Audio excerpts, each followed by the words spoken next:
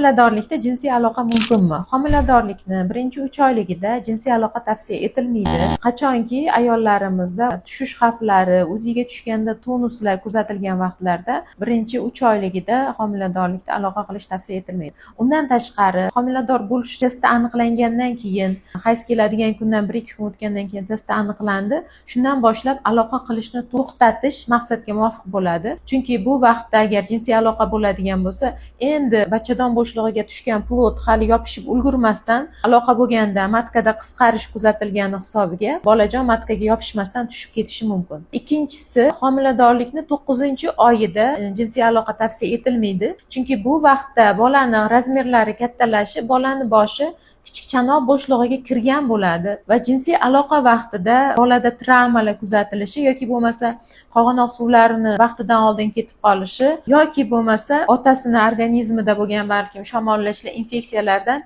infeksiyasi bolaga o'tishi ehtimolliklari kuzatilishi mumkin. Shuning uchun xulosa qilib aytganda, homiladorlikni 12 haftasidan keyin toki 34 haftasigacha jinsiy aloqada bo'lish taqiqlanmaydi. Bundan tashqari, ba'zi bir holatlar, kasallik holatlari mavjud. Ya'ni yo'ldoshning pastda joylashishi yoki homila yo'ldoshining oldinda kelishi, ya'ni približение platsenta deymiz. Mana shunaqa holatlar bo'lganda ham albatta jinsiy aloqa 100% ga homila bo'lgandan boshlab toki tug'ilgangacha bo'lgan davrda taqiqlanadi. Nafaqat jinsiy aloqa, bu vaqtda og'ir jismoniy mehnat ham taqiqlanadi ayollarimizga. Kuzatishda davom eting. Bundan-da qiziq ma'lumotlar hali oldinda.